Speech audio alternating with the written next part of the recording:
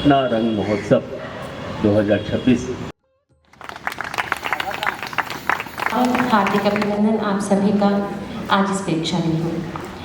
मैं श्वेता स्वरूपी आप सभी के साथ आज यहाँ मंच संचालन कर रही हूँ आज के इस कार्यक्रम का। सबसे पहले शुरुआत ये करते हैं कि हम लोग सभी यहाँ नाटक देखने आए हैं। कुछ दिनों से, कुछ सालों पहले तक, और आज भी कहीं ना कहीं ये बात उठती है कि रंगमंच, रंगकर्म बिहार में इतना उस ऊंचाई तक नहीं पहुंच सका जहां तक इसको पहुंचना चाहिए। जबकि यहाँ जितने लोग हैं, मेरे सभी अग्रज यहाँ बैठे हैं, अभिभावक बैठे हैं, सभी को सादर प्रणाम। दोस्त बैठे हैं, स्नेहिल जो मेरे जूनियर्स हैं वो बैठे हैं। तो हम लोग, ये पहला सवाल है, कुछ भी शुरू करने के पहले ये सवाल मैं हमेशा उठाती हूँ कि रंगमंच को लेकर इतना जो ये भेदभाव है, इतनी चीज़ें हैं कि क्यों यही दर्शक दीर्घा भर जाती अगर कोई हमारे बीच कोई नामी सिंगर बॉलीवुड से कोई भी जैसा भी सेलिब्रिटी आ जाता तो हमारे पास जगहें कम पड़ जाती हैं। लेकिन रंगकर्म जो हमारी ज़मीन से जुड़ी हुई चीज़ है, वो कला जो हमारी है, हमारे अंदर है, लेकिन हमारे इतनी प्रभावशाली और समृद्ध विरासत रही है कला और संस्कृति की, इसके बावजूद आज भी हम लोग वहीं उसी हाशिए पर खड़े हैं। हालांकि एक अच्छी शुरुआत हुई है, बड़ी सकारात्मक पहल हुई है, और बहुत मैंने देखा कि अभी जो यंग जनरेशन है बहुत अपने पूरी जुनून के साथ इसमें लगा हुआ है। और इसके साथ हमारे लोग यहाँ बैठे हैं, खास करके वरुण सर को, उनको तो उनका जितना आभार प्रकट करूँ उतना कम है कि बिहार में कला संस्कृति को इस तरीके से आगे बढ़ाना, मंत्रालय तक ले जाना, कलाकारों के लिए आवाज़ उठाना, ये सब ये कर रहे हैं। अब ज़रूरत है इनका साथ देने की हमें, ताकि हम इनके साथ साथ पीछे आगे बढ़ें, तो हम वहाँ तक पहुँचें कि पूरी दुनिया के लोग कहें कि भाई बिहार में चीज़ें हैं। वैसे तो बिहार क्या है ये तो कल पता चलेगा जब जेनजी का हमारा दिखा यहाँ पर प्रोटेस्ट का, कि मतलब ये कमाल सीरियसली, we deserve this ताली actually, we deserve this clap and applause, क्योंकि हम लोग बिहारी हैं। बस एक चीज़ करना है कि बाहर वाले ये ना कहें कि लोगों ने गलत किया, नहीं तो आप क्या हमारे पास आंसू गैस नहीं लेके आए, व्यवस्था नहीं है, मतलब ये क्या कहें इसको, तो अल्टीमेट है ये। तो वी सैल्यूट आवर बिहारिज्म, हम लोग दिल से बिहारी हैं, हमेशा रहेंगे। और अब है कि वहाँ तक पहुँचना है कि हम कहीं भी खड़े हों। अच्छा, अभी कार्यक्रम शुरू होगा 2 मिनट, इस बीच में मैं थोड़ा सा वक्त ले रही हूँ क्योंकि अभी की बात है कि हम लोग पहले कहीं निकलते थे, कुछ दिन पहले तक था कि बिहारी हैं, बिहारी बोलने से बचना है, बिहारियों को नीचा देखा जाता है। अभी चीज़ें ऐसी बदली हैं, अभी का एक्सपीरियंस, अभी चेन्नई गए थे कुछ काम से बेटी के कॉलेज में, वहाँ पे पहुँचाने, और वहाँ ऐसा वेलकम हुआ, जिसने भी सुना कि बिहार, अच्छा बिहार से, ओह वाह सो नाइस, ये रिएक्शन आया। तो this is so good, thank you. और इसको हम लोगों को वहाँ ले जाना कि दूसरी भी हमारी तरह इस तरह ताली बजाएं कि अच्छा बिहार से आए, वेरी गुड, तालियाँ। तो बहुत बहुत धन्यवाद। हम लोग आगे बढ़ते हैं कार्यक्रम की तरफ।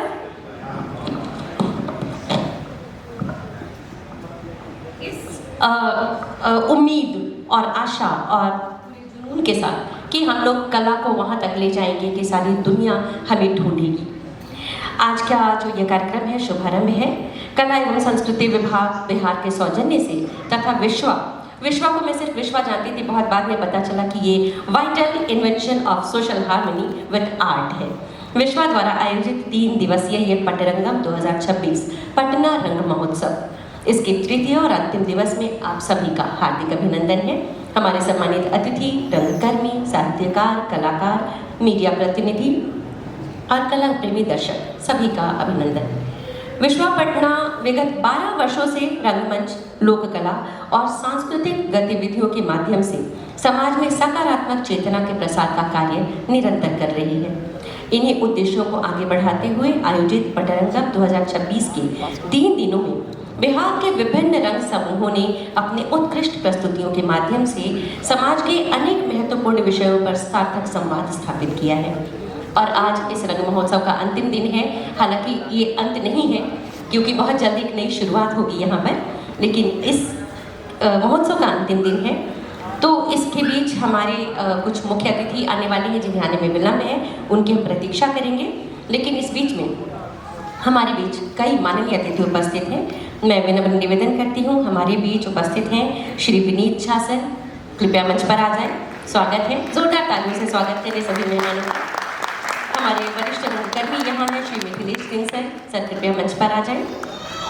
हमारे बीच श्री रवि मिश्रा सर हैं, विनम्र निवेदन है कृपया मंच पर आ जाएं। श्री मोइन अख्तर सर हमारे बीच हैं, कृपया मंच पर आ जाएं। श्री शशांक शेखर जी हमारे बीच हैं, मंच पर आ जाएं। इसके साथ ही हमारे बीच वो नाम है जो आज बिहार में कला का पर्याय है। कला के साथ साथ कलाकारों को अपना पूरा का पूरा सपोर्ट देने के लिए ये नाम है श्री वरुण कुमार सिंह, प्रदेश अध्यक्ष कला संस्कृति प्रकोष्ठ बिहार भाजपा। सर कृपया मंच पर आ जाएं। साथ ही विश्वासी श्री राजेश राजा जी करता धरता इस पूरे कार्यक्रम के, और ये बहुत सुंदर शुरुआत है। एक बहुत ही ऐसा आयोजन होता है जहाँ हम सभी को बहुत खुशी होती है कि इसी बहाने हम लोग यहाँ पर एक बार इकट्ठा होते हैं और अपनी संस्कृति से फिर से जुड़ते हैं। और किसी भी कार्यक्रम को शुरू करने के पहले हमेशा की तरह दीप प्रज्वलन करते हैं, जो शुभता का प्रतीक होता है। दीप प्रज्वलन करके हम लोग अपने कार्यक्रम को आगे बढ़ाते हैं ईश्वर को समर्पित करते हुए। तो इसके लिए सभी मानद अतिथियों से मैं विनम्र निवेदन करूंगी कि आगे आए और दीप प्रज्वलन करके राजेश जी के साथ अपने कर कमलों से दीप प्रज्वलन करें और इस कार्यक्रम का शुभारंभ करें। दीप प्रज्वलन केवल एक हमारी परंपरा ही नहीं है, बल्कि इसमें एक संदेश छुपा हुआ है, और वो संदेश है तमसो मां ज्योतिर्गमय, हमें अंधकार से प्रकाश की ओर ले चलो। और ये अंधकार कहीं बाहर का नहीं होता, हमारे मन के अंदर का होता है, जिसे दूर करने के लिए हम ईश्वर से प्रार्थना करते हैं।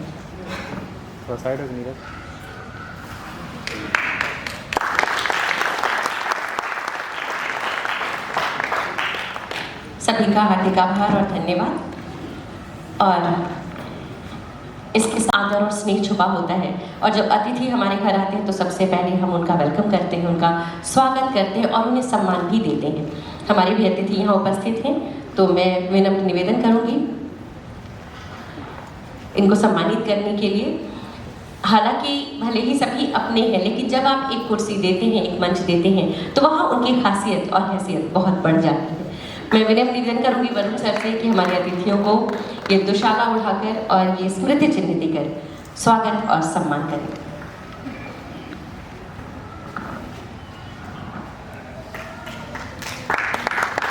तालियां बजती रही, ऐसे मौके कम मिला करते हैं।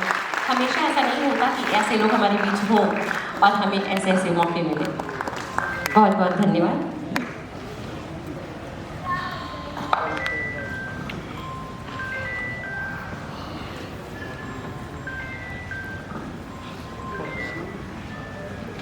इस जी मिथिलेश सिंह सर हमारे बीच हैं, बहुत बहुत स्वागत, धन्यवाद और आभार। हमारे बीच श्री रवि मिश्रा सर हैं, सभी वरिष्ठ रंगकर्मी। इन लोगों ने तब शुरुआत की जब इनके पास कोई साधन नहीं था, इन्हें कोई सपोर्ट सिस्टम इनके पास नहीं था, लेकिन ये लगे रहे और आज तक यहाँ पहुँचे। ये सारे जो वरिष्ठ लोग हमारे बीच बैठे हैं, इन्होंने वो ज़मीन तैयार की, वो प्लेटफॉर्म तैयार किया जहां हम आज खड़े हैं और हम आगे बढ़ते जा रहे हैं। तो ये वो लोग हैं जिन्होंने रंगमंच को पटना में खास तौर से रंगमंच बनाया। शशांक शेखर जी हमारे बीच हैं, ये तो नाम ही काफ़ी है, रंगमंच के साथ साथ सोशल मीडिया सेंसेशन है ये, और बहुत कुछ करते हैं, और इनकी स्माइल हमेशा 24 घंटे ऐसी ही बनी रहती है। तो ये ऐसे ही बनी रहे, हमारी यही दुआ है। आने के लिए बहुत बहुत धन्यवाद Shashank ji, thank you ji. Moin Akhtar sir हमारे बीच हैं, बहुत बहुत स्वागत, सम्मान। ये प्रेम, स्नेह और आदर जो है, ये हमेशा हमारे बीच यूं ही बना रहता है, चाहे हम साथ में चाय पी रहे हों, गपबाजी कर रहे हों, या मंच पर एक किसी आयोजन में इसको विधिवत रूप से कर रहे हों। सभी का हार्दिक अभिनंदन, स्वागत। और इसके बाद हम लोग जिसके लिए सब यहाँ आए हैं, हम यहाँ पर शुरू करें। महान साहित्यकार मुंशी प्रेमचंद द्वारा लिखित कालजयी नाटक प्रेम की वेदी, जिसका निर्देशन किया है श्री सत्यम कुमार सिंह ने। और बाकी चीज़ें तो हम लोग बाद में बताएंगे, ज़्यादा बताना तो किसी भी नाटक के पहले नहीं बता सकते, लेकिन प्रेम की वेदी एक ऐसा टॉपिक है, एक ऐसा विषय है जो सदियों से चला रहा है। आज हालांकि बहुत कम हुआ है, लेकिन आज भी वही है। जब प्रेम होता है एक लड़का और लड़की के बीच और वो ब्याह करना चाहते हैं, उसके बीच इतनी सारी मजबूरियां हैं, इतने हर्डल्स आते हैं, इतने रुकावटें आती हैं, जात पात धर्म से लेकर कभी ईगो आ जाता है, ऑनर किलिंग तक की बात हो जाती है।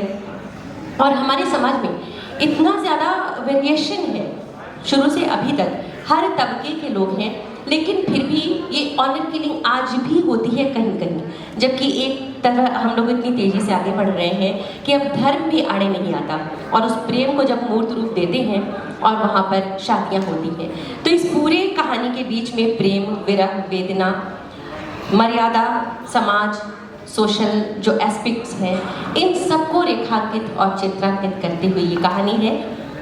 मुंशी प्रेमचंद की कहानी, उनका तो नाम ही काफ़ी है। उनकी कहानियाँ जब हम लोग पढ़ते हैं तभी लगता है कि वो दिल में उतर रही हैं। जब उनका मंचन देखेंगे और अच्छे अभिनय के साथ, तो हम लोग उसमें खो जाने वाले हैं। जोरदार तालियों से स्वागत करते हैं हमारी इमेजिनेशन बिहार की टीम का, जो बहुत सुंदर की प्रस्तुति दे रही है। धन्यवाद।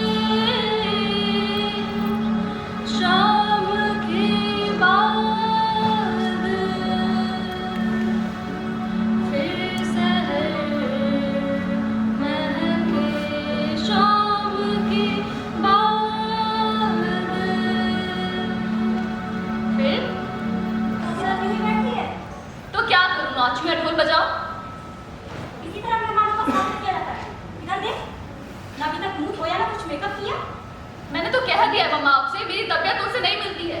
अब बेकार में उनके पीछे पड़ी थी। बेटे तुम तो कभी कभी ऐसी बात करने लगती हो जैसे घर का हाल कुछ जानती ना हो। विलियम में क्या बुराई है? जरा सुनिए, ये अजीब ही कोई जिद है कि मेरी तबीयत उनसे नहीं मिलती। अच्छा खासा जवान है, शक्ल सूरत भी पूरी नहीं, बड़ा ही हंसमुख, बड़ा नेक, बड़ा चरित्रवान, न शराब से मतलब न किसी और शौक से। और मुझे कैसा आदमी चाहिए? 4 पैसे कमाता हो और घर में कुछ जायदाद। और आदमी में क्या चाहिए? फैशनेबल नहीं है, यही है। मगर तू इसे आप समझ, मैं तो हुनर समझती हूँ। मैं सच कहती हूँ, अगर मैं बूढ़ी ना होती तो मिलन से जरूर शादी कर लेती। माँ, तेरे पापा को गुजरात 5 साल है, हाथ में जो खुद का सब निकल गया, अब काम कैसे चले? माना तू ग्रेजुएट हो गई है, लेकिन ऐसी कौन सी बड़ी नौकरी तुझे मिल जाती है ज्यादा से ज्यादा 100 की? विलियम की आमदनी 400-500 से कम नहीं है। और ये भी तो अच्छा नहीं लगता कि औरत अपनी गुजर बसर के लिए नौकरी करे। मैं इसे पसंद नहीं करती। मुझे 100 रुपए की जगह मिलती थी, लेकिन तेरे पापा कभी राजी ना हुए। मैंने तो कहा है ना मम्मा, मैं शादी नहीं करना चाहती। आखिर क्यों? वही तो पूछती हूँ। इसलिए कि मैं किसी मर्द की गुलामी पसंद नहीं करती। अच्छा, शादी करना गुलामी है? वे सभी औरतें जो शादीशुदा है वे गुलाम है। गुलाम नहीं तो क्या है? क्या है वो भी गुलाम है, मजदूरी है वो भी गुलाम है। अरे मर्द की दुनिया वो है जहाँ नाम है, धन है, सम्मान है। स्त्री की दुनिया वो है जहाँ भूलना, पड़ना, पिसना, हर काम में स्त्री को मर्द की जवाबदेही करनी पड़ती है। अगर उसने 4 पैसे ज्यादा खर्च कर दिए तो मर्द के क्यों या चढ़ गए। अगर मर्द के नाश्ते में जरा देर हो गई औरत की सिराफत आ गई। अगर वो बगैर मर्द से पूछे कहीं चली गई तो मर्द उसके खून का प्यासा हो गया। दिखाने को तो मर्द स्त्री की बड़ी इज्जत करता है, स्त्री का हाथ पकड़कर गाड़ी से उतारता है, पहले स्त्री को बैठाकर फिर खुद बैठता है। लेकिन ये सब दिखावे का शिष्टाचार है। मर्द के दिल में खूब समझता है कि उसने स्त्री की वो चीज छीन ली है जिसकी पूर्ति में वो जितनी खातिरदारी करे वो थोड़ी है। और पता है मामा वो चीज क्या है? क्या? स्त्री की आजादी की सोची। तेरे विचार बड़े विचित्र हैं जिन। नहीं यथार्थ है। पुरुष विवाह करके स्त्री का स्वामी हो जाता है और स्त्री विवाह करके पुरुष की गुलाम हो जाती है।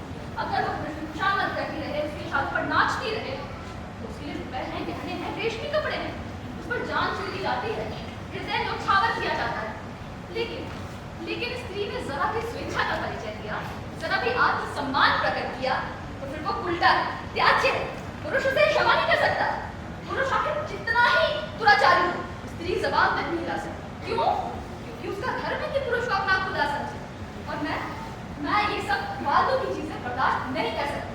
मैं समझती हूँ तेरी बातों में कुछ सच्चाई है, लेकिन गुजारे के लिए कोई फिक्र तो करनी पड़ेगी जेनी। तो तुम क्या समझती हो मुझे फिक्र नहीं है? मैं तो 50 रुपए की बिजली करके लड़कियों को ब्राह्मण रटाऊँ। अगर तकदीर ने मदद की तो मैं दिखा दूंगी कि मैं कितना कमा सकती हूँ। विलियम इसका स्वप्न भी नहीं देख सकता, समझी?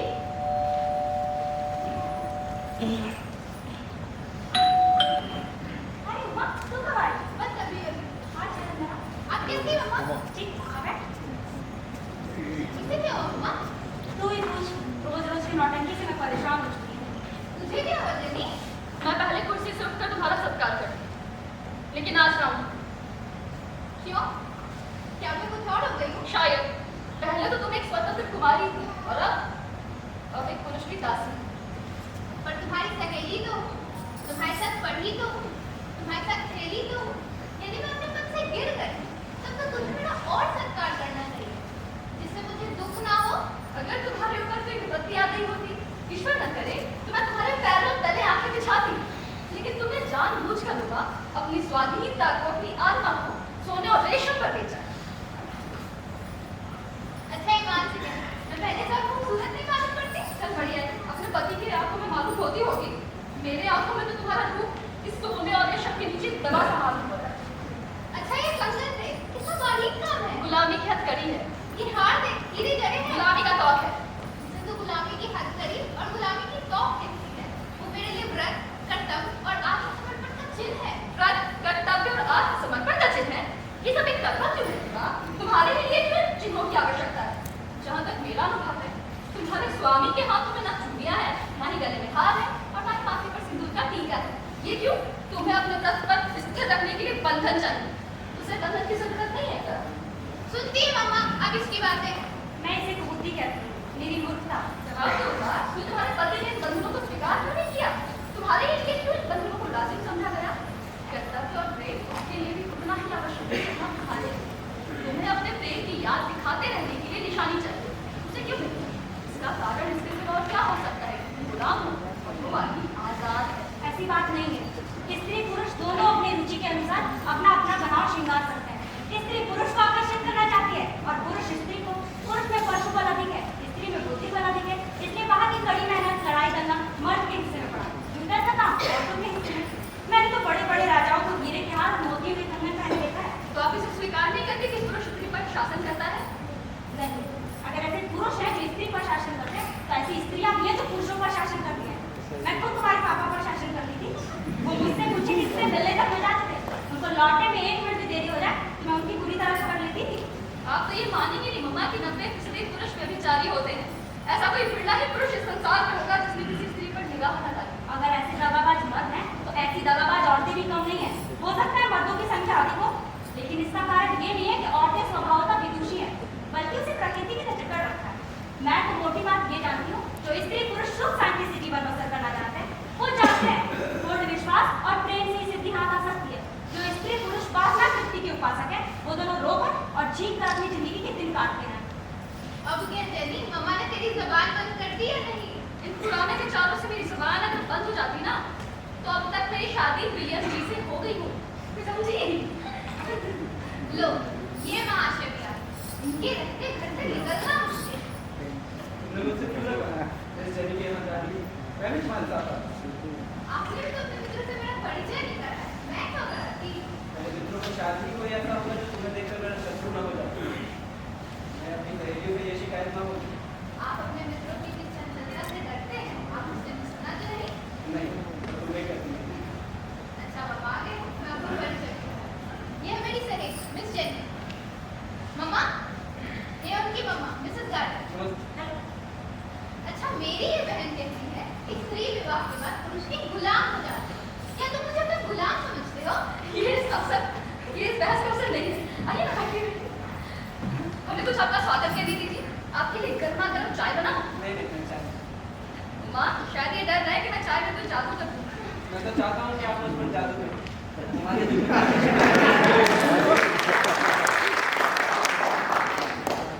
जो मुझ पर वशीकरण डाल रखा है उससे जरा तो छुटकारा मिले। आप बड़े भाग्यवान हैं कि उमा जैसी स्त्री पाई है। मैंने पिछले जन्म में जरूर कोई तपस्या की। अब तुम दोनों मिलके मुझे बनाओगे तो चल ही जाओ। अरे नहीं बाबा। आपको पियानो का भी शौक है? तो मेरा जी चाहता है कि कुछ संगीत सुन के ही जाओ। मुझे आप निराश तो ना करेंगे? कैसी बात करते हैं आप? जो कुछ कहिएगा वो सुनाओ। बताइए क्या सुनना पसंद करेंगे? आइए।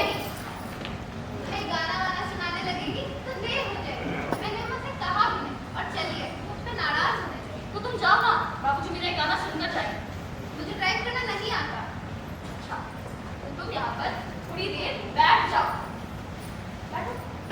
तुम भी मेरा गाना सुन लो। अम्मा मार डालेगी तुमको। रहने दीजिए कुछ देरी। ये दोष मुझ पर आ जाएगा।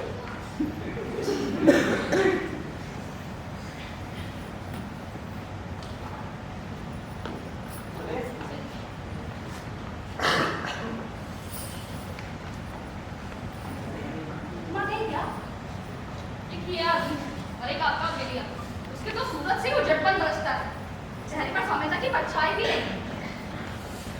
बेटा ये लोग पूरी है। विलियम का बाप रेलवे गार्ड में था।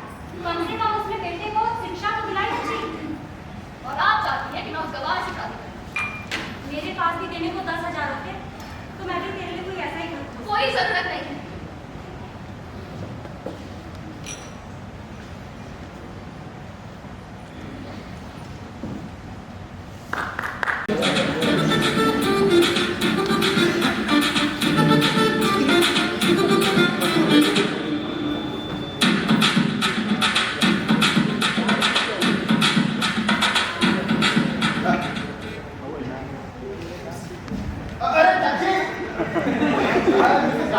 यहाँ तो तुम बड़े चंचल दिखते हो।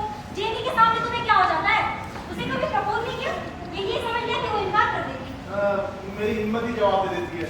औरतों के सम्मुख मत इतना मुख हो जाता है, इसका अनुभव मुझे अब हुआ। कायर तो हो, ऐसे कायर प्राणी कभी फलीभूत नहीं हो सकते। तुम ताकते ही रह जाओगे और कोई दूसरा मर्द आपको देगा। अरे नहीं मिसाल, इसकी तो मुझे चिंता ही नहीं है। उसका और अपना खून मैं एक कर दूंगा। मैं चाहे जल्दी को ना पा सकूं, मैं तो दूसरा क्वेश्चन मेरे जीते जी नहीं पा सकता। फिर वही उज्जटपन की बात, तुम प्रपोज क्यों नहीं करता? कैसे प्रपोज करूं, यही तो मुझे नहीं आता। मैंने कई किताबें पढ़ी मगर कुछ साफ न हुआ। उसे कभी पार्क ले जाओ और वहाँ एकांत में प्रपोज करो। और मैं क्या बताऊं? मिसेस गार्डन को जब मेरे साथ कभी जाए भी, मुझे देखते ही उसके चेहरे पर उदासी छा जाती है। वो ऐसे चाहती है जैसे मैं उठकर चला जाऊं। अरे कभी खाली से बिठाए, कुछ बातचीत करे, तब तो मेरा दिल भरे। तुम सागर ये रास्ता नापने आते हो। मेरी फौज तो आप ही तक है मिसेस गार्डन। क्या मुझसे शादी करेगा? कैसा युवक है? होशियार मर्द औरत को 1 घंटे में रास्ता देता है। तुम्हें साल भर दौड़ते हो गया, अभी तक की नौबत नहीं आई। कुछ तुम में घुसा विलियम, तब तो मैं जोर लगाऊं। वर्षा तो खुदी के बल ही कूदेगा। अच्छा तुमने उसे अपनी ओर आकर्षित करने के लिए अभी तक क्या क्या कार्रवाई की? मैंने अंग्रेजी बोलने का अच्छा अभ्यास कर लिया है। Eventually, actually, literally, obviously. तो क्या आप अंग्रेजी में प्रपोज करेंगे या वो आपकी अंग्रेजी भाषा का प्रवाह देखकर तुम्हारे ऊपर लट्टू हो जाएगी? मैंने गाना भी सीख लिया है। ये तुमने पढ़ा अच्छा। वो गाने में कुशल है। संभव है कि रुचि की समानता आगे चल के मैत्री का उदाहरण कर लेती है। खूब अच्छी तरह गा लेते हो। जी हाँ, जी हाँ। सुनाना। सुना।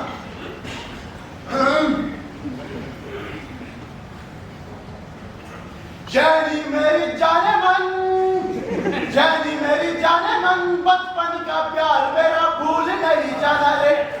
जैसा मैंने चाहा है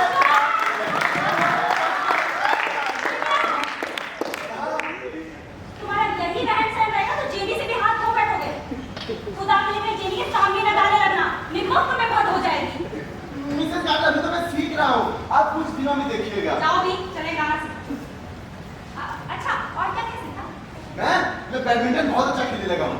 मतलब बैडमिंटन भी गाने की तरह नहीं सीखा है ना? नहीं जी, खूब खेलता हूँ। मैंने अच्छा मैच छुड़ा दिए।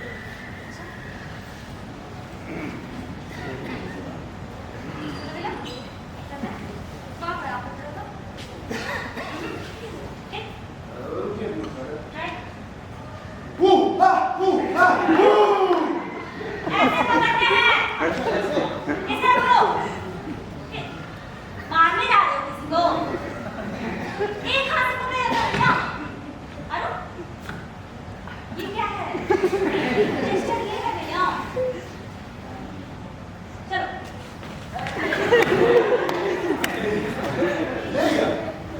तुम्हारा यही रहन सहन रहेगा ना भैया, तो उससे भी हाथ धो बैठोगे। खुदा के लिए जेनी के सामने मत खेलना, नहीं तो तुम्हारी सूरत से भी खराब हो जाएगी। मैं कैच पकड़ नहीं रहा मिसेस गार्डन, तो बैडमिंटन छूट गया। बैडमिंटन खेलने वाली चीज है भैया।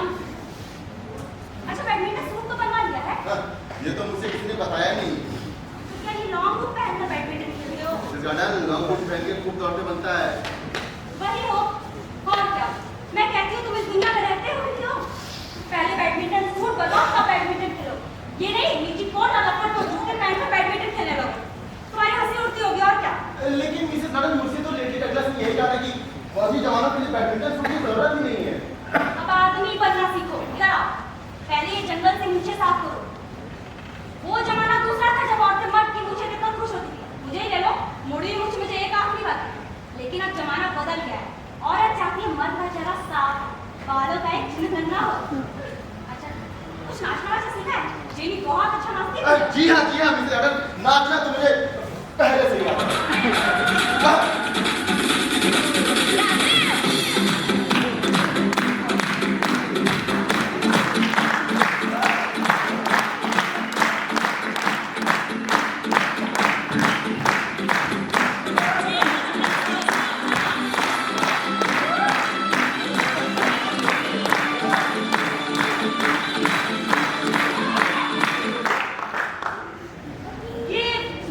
यही आपका नाच। खुदा के लिए जेनी के सामने मत डाले। खेलने जाने लगा जो भी है, भूल जाती हूँ। इतना सुधार क्यों, लेकिन समझ में। मिसेस गार्डन, रोज शाम में मैं क्लास करता हूँ डांस का। कुछ दिनों में आप देखिएगा। चलो ठीक है। अच्छा, घर में कुछ नौकर वौकर है? नौकर? नौकर क्या करते हैं मिसेस गार्डन? एक बूढ़ी नाई है, रोटी और गोश्त पका देती है दोनों को। सुबह उठकर मैं खुद 2 से दूध पाला था और कच्चा ही पिया था। बुढ़िया बिस्तर डाल देती है, मैं तब तक जाकर 2 ढाई लेजिम के फेर लेता हूँ और खाना में सो जाता हूँ। तुम्हारे यही रहन सहन रहेगा बेटा ना, तो जेनी से भी हाथ धो बैठोगे। वो मजदूर पति नहीं, जेंटलमैन पति चाहती है। हाँ, तो अब तो तुमने किसी ने बताया नहीं। अब आपने सलाह दी है तो देखिए मैं कितनी जल्द चेष्टा कर सकता हूँ। कुछ न हो तो एक बेरा, एक खानसामा और एक अदली तो होना ही चाहिए। बावर्ची अलग, एक बागवान भी रख लो। कैसे मालूम होगा तुम साहब हो? अभी मोटा ना हो तो कोई हट नहीं, लेकिन 1-2 साल में इसका भी प्रबंध कर लो। अच्छा विलियम, तुम्हारे घर में कितनी तस्वीरें हैं? तस्वीरें? अखबारों में जो अच्छी तस्वीरें नजर आती है उसे मैं तुम्हें दिखा देता हूँ। तब तो तुम 8 में पढ़े। अच्छा, कभी सिनेमा देखने जाते हो? नहीं जी नहीं, वहाँ जाकर कौन अपना नींद खराब करे। मुझे तो उसमें कुछ मजा नहीं आता मिसेस गार्डन। तुम मेरे गवार हो। खाना खाना, काम करना, सोना जानते हो। सभ्यता तो तुम्हें छू नहीं गई। अच्छा, ये सब छोड़ो, लेकिन जेनी के आने में भी देरी है। मैं क्या कहती हूँ, आप सारे काम उसी के दो। जेनी आ गई। मैं आप सब नहीं बोल सकती, मुझे हिम्मत अरे, नहीं देती है। कुछ नहीं हो, घबराओ मत, जेनी आ गई क्या? नहीं छुपा, मैं दरवाजा खोल रही हूँ, छुपा। जेनी। अरे रुको। भाग भाग, छुप जाता हूँ। जेनी आ गई। ये जरा बात करो। घुमा उसका पति चले गए मम्मा। घुमा बहुत रोती, मेरे गले की पट कर रोने लगी। मुझे भी रोना आ गया। इन लोग के समय बिताएंगे, रोने का बुरा रिवाज है। क्या जाने मम्मा, पता है मम्मा, युवराज एक सिनेमा कंपनी का डायरेक्टर है। 1500 वेतन पाता है और अब वो चाहते हैं कि मैं भी उनकी कंपनी में नौकरी करूँ। घुमा ने कहा होगा ना कि मुझे नौकरी की जरूरत है। मम्मी ने कितना ख्याल रखती है मम्मा। और देखो, ये 500 का चेक तैयारी के लिए दे गए। खुदा का लाख लाख शुक्र है कि उसने आड़े वक्त में हमारी मदद की। बड़ा शरीफ आदमी, लेकिन विलियम भी कम शरीफ नहीं है। उसके बारे में क्या सोचा है? क्या मम्मा हमेशा विलियम विलियम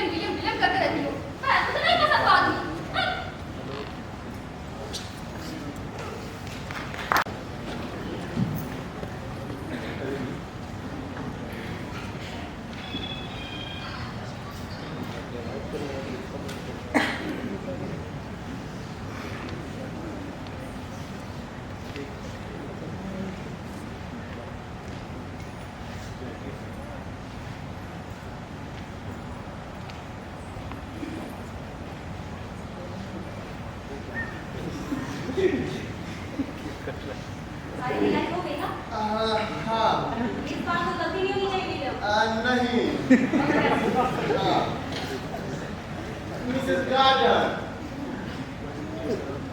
सर रेडी हैं? नहीं लग रहा है सर। नियम कीजिए। आराम से सर। देखिए सर, मेरा भी सर, इंसान कभी रेडी नहीं रहता है सर। इंसान को रेडी करने के लिए भगवान एक आदमी भेजते हैं, वो आदमी मैं हूँ सर। और आज मैं आपको रेडी करूंगा जेनी को प्रपोज करने के लिए। आइए सर, बैठिए।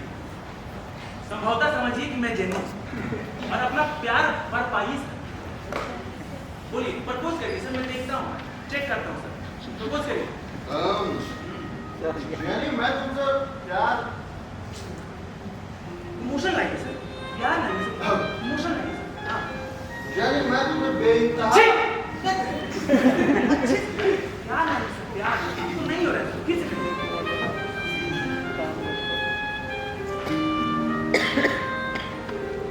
यानी मैं तुमसे बेइंतहा प्यार करता हूँ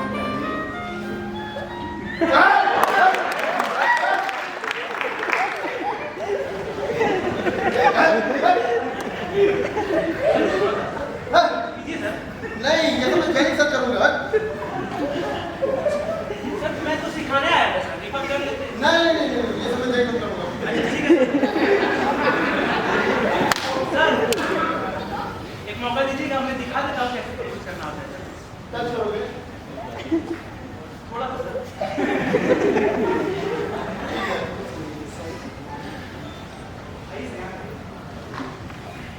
ऐसे आपको बैठना है सर, थोड़ा टाइम हाथ में हाथ देना है सर।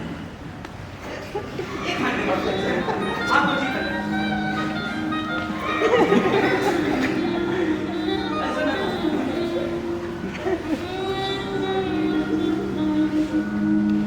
विलियम, हाँ? सॉरी सर, मैं तुझसे नहीं करना। जेनी, मैं तुमसे बहुत प्यार करता हूँ। विलियम, क्या तुम हाँ, जेनी। जेनी, हाँ जेनी, क्या तुम मुझसे शादी करोगे? William, I love you William.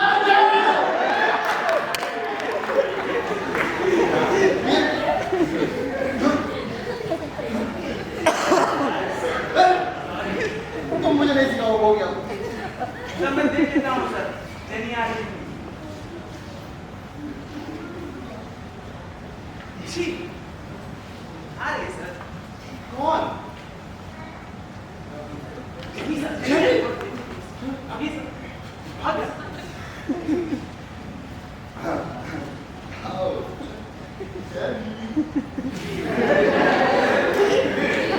हाँ, जेनी, आ गई। बैठो जेनी। Hello jenny.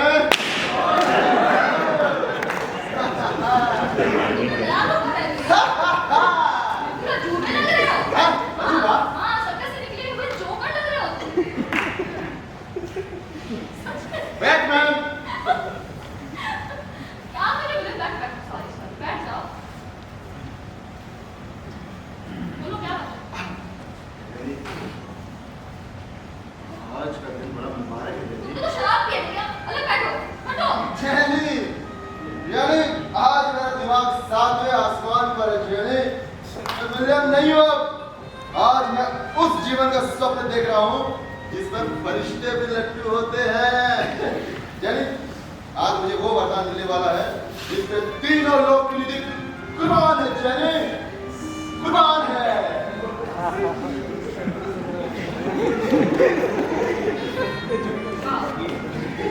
जेनी, आज मैं तुम्हें अपने जीवन से जेल बनने की दावत देने आया हूँ।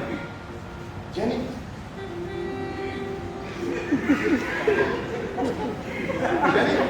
जेनी, मैं रोज कर रहा हूँ जेनी। देखो जेनी, भगवान के लिए मेरा प्रार्थना स्वीकार करो जेनी।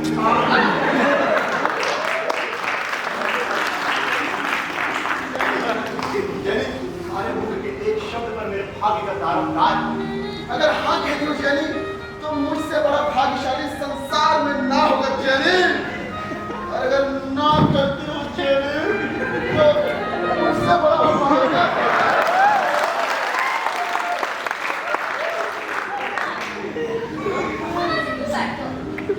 यानी बस तेरी धूमधाम।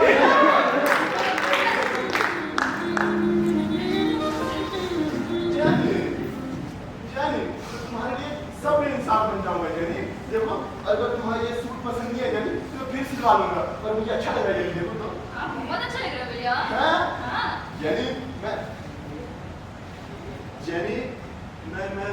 मैं टेनिस बहुत अच्छा खेलने लगा हूँ जानी।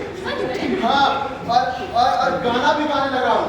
वाह, तुम पूरे उस्ताद हो गए और भैया। जानी नाश्ता ऐसा हूँ जानी, नाश्ता ऐसा हूँ कि तुम खुद नहीं।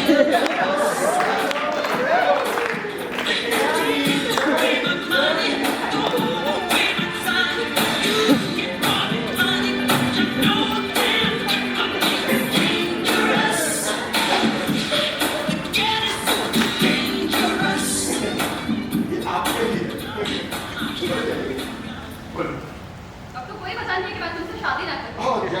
बोलने जिंदगी का सबसे शुभ घड़ी को मैं जानी। आओ तो बैठो, तुम्हारी शर्तें तय हो जाए। हाँ मनमोहनी, सब कुछ खींचे घर में संपन्न होगा।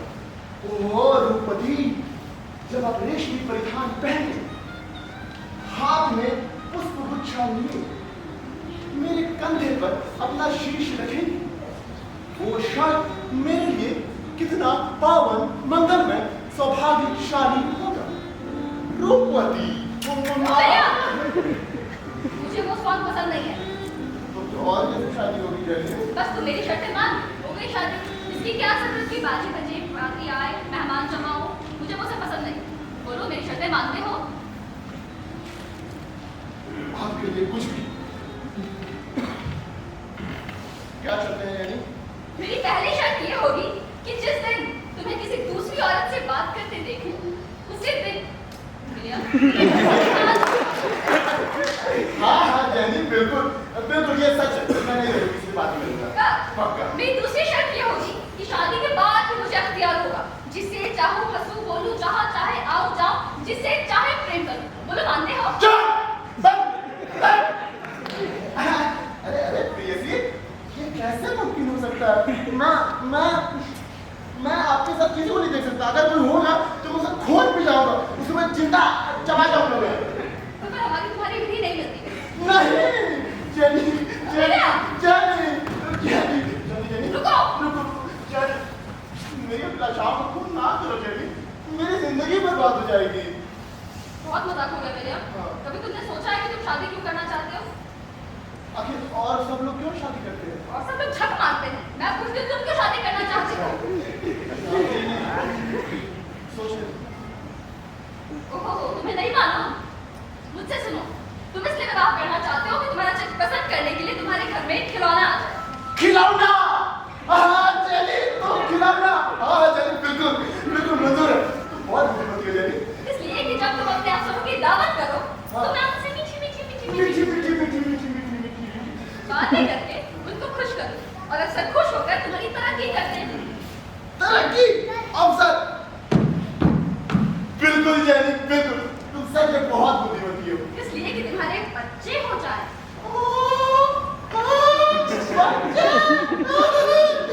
बच्चे जेनी, आपका मेरा बच्चा। इसके लिए मैंने बहुत अच्छी लड़की देख रखी है। हाँ, वो मेरे से बहुत अच्छी बीवी होगी तुम्हारी। तुम जैसे रखोगे वैसे रहेगी, तुम्हारा खाना बनाएगी, तुम्हारा कपड़ा भी धोएगी, और तो तुम्हें अपने हाथों से खिलाएगी। जेनी, वो कौन है? मेरी जेनी। नहीं, मेरी नौकरानी। नौकरानी? चुप। नौकरानी से बाबू में जेनी? नहीं, मैं भी खानदान का शरीक हूँ। तो तुम ऐसी बीवी चाहते हो जिससे तुम्हारे खानदान की इज्जत में पट्टा न लगे। भैया, तो तुम अभी तक शादी का नहीं समझे। तो क्या मैं आपको नालायक दिख रहा हूँ? शायद। मैं अपने मुंह तारीफ नहीं करता, इसे मैं ओछा पर समझता हूँ। लेकिन जेनी, तुम वो अवसर ले आई हो, मुझे उस लड़का को पेश करना ही पड़ेगा। रुको, ये देखो, ये सर्टिफिकेट, डगलस का सर्टिफिकेट है। उन्होंने मेरे बैडमिंटन खेलने की तारीफ की है। तो मेरी ज़बान बंद कर दी। हाँ, अभी तुमने देखा क्या जेनी? ये देखो, ये डासना खाता है, देखो। वाह भैया, तुम्हारे पेट में ऐसे ऐसे कपड़ा है। हाँ, पेट कहाँ देखा रही हूँ, पेट देखा रही हूँ। ये देखो, ये पेट। ये प्रिंसिपल साहब ने प्रशंसा की है इसकी। ये तो मैं क्या सोच रही हूँ? क्यों ना हम लोग प्रिंसिपल साहब को बुला लें आज डिनर में? और नहीं, jenny, how can I forget that? Oh, wait. यहाँ पीछे ना, ये देखो, इनकी तरह से गवर्नर ने मेरे फादर को दिया था। अब आराम लगा पीछे। फाइनल से गवर्नर को बुला लेते हैं आज डिनर में। वो क्यों क्या? आखिर तुम इतना तो सीख रहे हो, तुम्हारे गुरुजी को बुलाना तो बनता है। मैं और आप डिनर में। नहीं, मैं तो बोल रही हूँ कि डगलस को ही बुलाते हैं और डासन को भी। डगलस क्यों जेनी? डगलस क्यों? मैं और आप बहुत खुश रहेंगे। नहीं, मैं तो कहती हूँ डगलस को बुलाते हैं। नहीं जेनी, नहीं। हाँ, नहीं। आज के डिनर में वो लोग रहेंगे तो बहुत अच्छा रहेगा ना, बातचीत हो जाएगी हमारी। अब ऐसा है जेनी, मुझे लगता है ना स्पोकन इंग्लिश का क्लास स्टार्ट होने वाला है। फिर सिंगिंग का भी क्लास स्टार्ट हो जाएगा, फिर भरतनाट्यम का भी क्लास स्टार्ट हो जाएगा, जेनी भरतनाट्यम का। तो अब मुझे लगता है जाना चाहिए। नहीं भैया, मैं कह रही हूँ उनको बुलाओ। नहीं, बुलाओ। मैं जाऊंगा। नहीं, मैं बुलाऊंगी। मैं जाऊंगा जेनी। बुलाओ ना भैया। मैं जाऊंगा जेनी। बुलाओ ना। मैं जाऊंगा जेनी। नहीं जाने। मैं जाऊंगा जेनी। भैया। जेनी,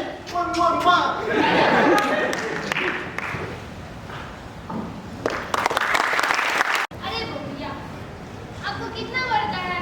आप यहाँ बैठ के आराम करिए। आपकी तबीयत ठीक नहीं है और तबीयत बिगड़ जाएगी। आप यहाँ लेटिए, मैं आपके लिए पट्टी लेकर आ रही हूँ।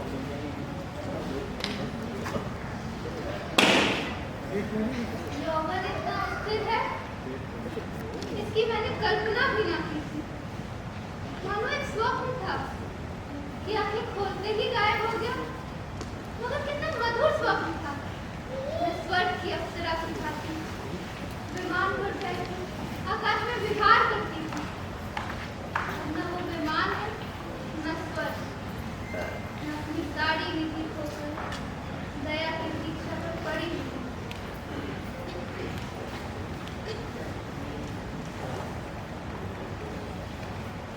क्यों चंपा, तू भी कुछ देखती है? क्या करूँ क्या? बाबूजी के स्वभाव में कितना अंतर आ गया है। मुझे ऐसा जान पड़ता है, अब उन्हें मेरे समीप बैठने में आनंद नहीं आता। ऐसा न कहिए भैया, साहब जी को मैंने खुद देखा है। आपके सिरहाने खड़े होकर रोते हुए मेरी नजर जब उन पर पड़ी तो उन्होंने रुमाल से अपनी आंखें छिपा दी और बाहर चले गए। एक बात और बताओ गोरिया, आप जब यहाँ लेटी रहती है तो साहब जी आपके दरवाजे के बाहर रफे पांव टहलते रहते हैं। शायद इसलिए अंदर नहीं आता है कि उनके आने से आपको कष्ट हो। मुझे उनके आने से कष्ट होगा? हाँ, ये उनका प्रेम है चंपा, जो मुझे जिंदा रखे हुए है। वही ज्योति मुझे जीवन प्रदान कर रही है, वरना ये दीपक कब का बुझ गया होता। ऐसा न कहिए गोरिया। कैसी है उम्र?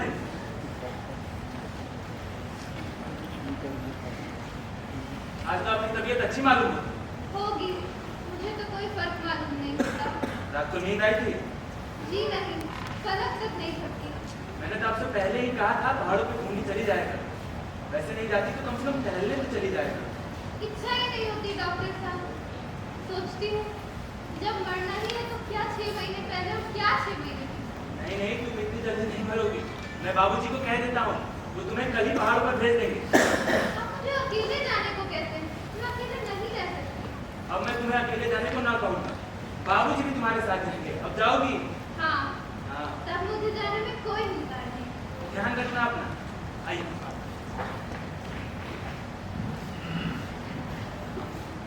मैंने पहले इसमें ज़्यादा जोर न दिया था, लेकिन अब मालूम होता है दवाओं से काम न चले।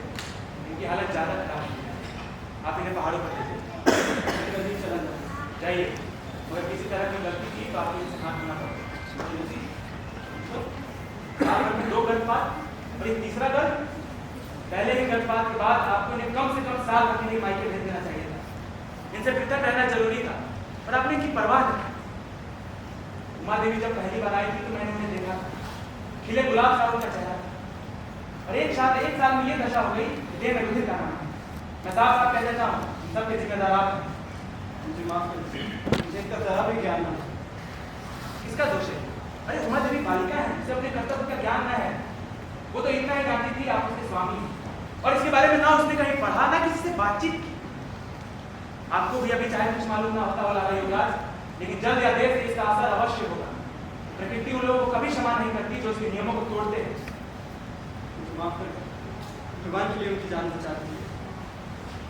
बच्चों किसी बातें ना करिए, बचाना मेरे वश की बात नहीं है। मैं यथाशक्ति यत्न करूंगा, ये मेरा धर्म है। इससे ज्यादा और मैं कुछ नहीं कर सकता।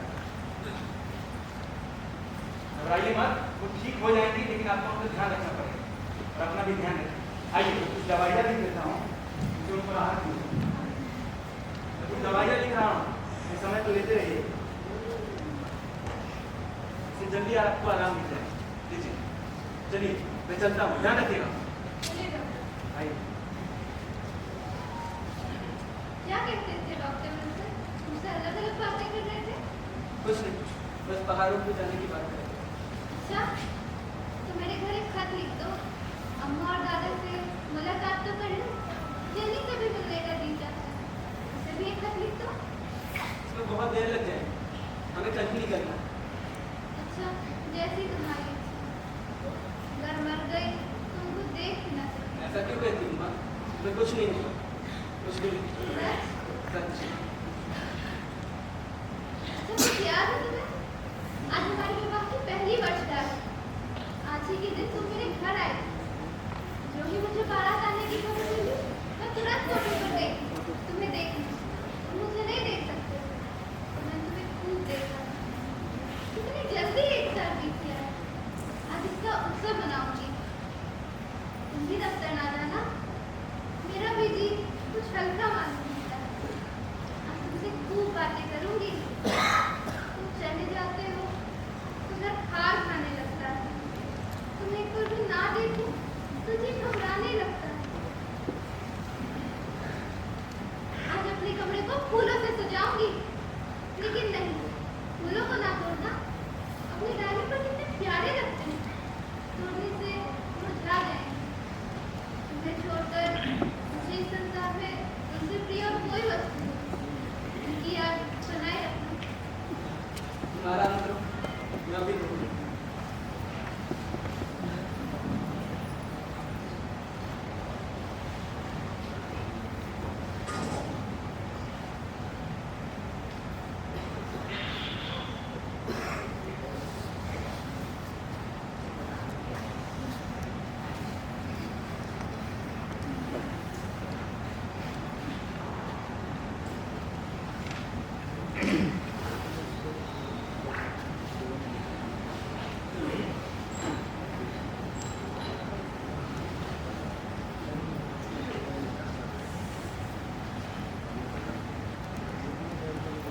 अरे बुढ़िया, दवाई का समय हो गया, दवाई खा लो।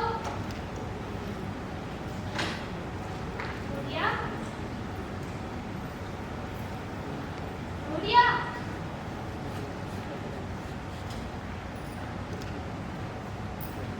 साहब जी, देखिए ना साहब जी, जल्दी चलिए। देखिए ना साहब जी, बुढ़िया नहीं उठ रही है। उमा, उमा, उमा, उमा, उमा, उमा।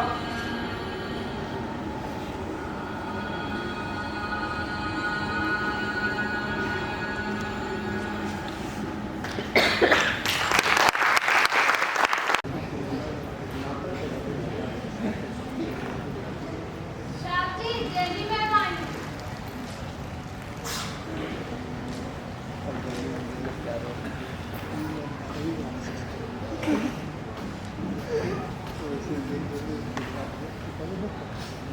मुझे एक पछतावा हो रहा है कि पहले क्यों नहीं आ गई। जिस वक्त मुझे ये खबर मिला उस वक्त मम्मा को समझ गई। मैंने सोचा उनकी तबीयत संभल जाएगी तो आ जाऊंगी। मैं जानती ये आफत आने वाली है तो तुरंत आ जाती। माँ से दिल भी नहीं हुआ। आपका नाम अनंत तो मैं तक उसकी सुबह करता, बार बार आपको पूछती, मैं तो कहीं था ना, ये सब मेरे ही कर्मों का फल। बेबी मुझ पर कुर्बान कर, मुझे खुश रखना उसके जीवन के का एकमात्र उद्देश्य। दिन दिन दुर्बल होती जाती और मेरी खातिरदारी में अणुमात्र कमी न करी। खुद फूलों की कोमल और फिर फूलों से असीम प्रेमी। ये जो आप गमले देख रही है उन्हीं के लगाए, कुर्सी पे जो आप तकिए देख रही हैं उन्हीं के सिरे हुए। हालांकि जिस वस्तु में मेरी रुचि देखती उसे अपने हाथों से पकड़ा और फिर किस बात को जैसा अनाचारी व्यक्ति अथवा व्यक्ति को ये योग्य न था कि उसे ऐसी देवी मिलती। ईश्वर ने कुआं के गले में मोती की माला डाली। माँ माँ माँ माँ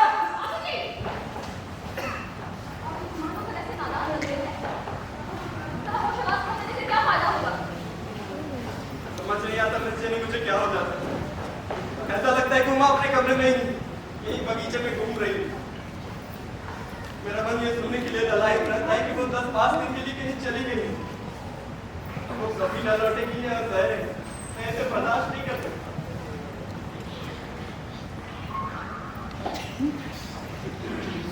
इसका ध्यान नहीं रहा कि आप सफर करें।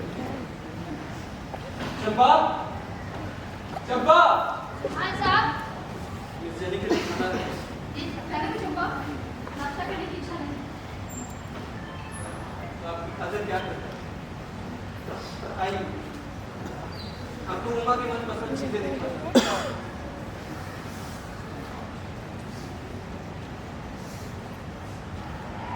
ये देखिए उन्होंने कैसे कैसे साहित्य की पुस्तकें जमा कर रखी।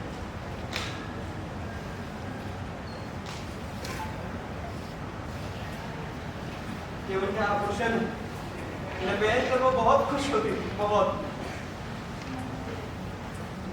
उनका ये रूप देखकर उनकी आत्मा बहुत दुख होता हूँ। मैं आपके मनोभाव को ठेस नहीं पहुंचाना चाहता, क्षमा कीजिए। नहीं किया, परंतु आपके आभूषण विचार करते तो उनकी आत्मा को शांति हुई। मैं अपने को इस योग्य नहीं समझती बाबूजी। शायद कोई ऐसा समय आया जब इनका दावेदार इस पर क्या आ जाए। तब ये मेरी ओर से भेंट कर दीजिए। उस समय कभी नहीं आएगा नीचे। मैंने जो किया है वो हमेशा खाली रहेगा। इस याचना को स्वीकार करके आप उनको बहुत बड़ा सम्मान देने लगे। अब उनकी आत्मा को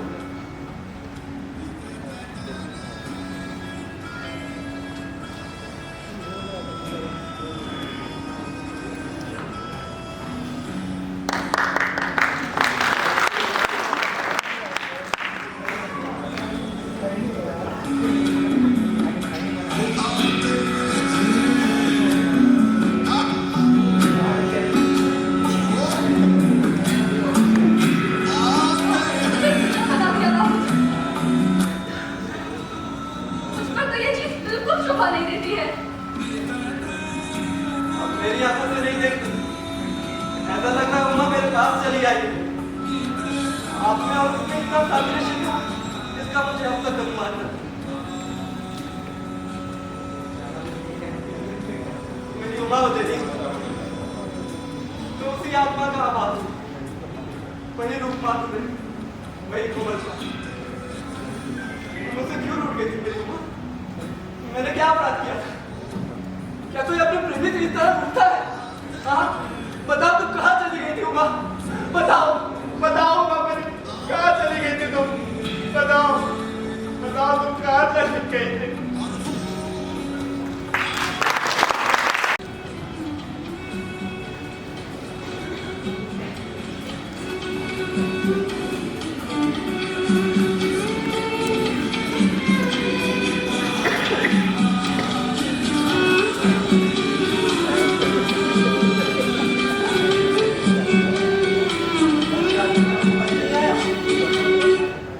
मेरी चिट्ठियों को जवाब ही नहीं देती है। सोच लो 2-3 दिन के लिए पागल हो। रुपए भी लौटा देती है, यहाँ आना भी नहीं चाहती। आखिर चाहती क्या?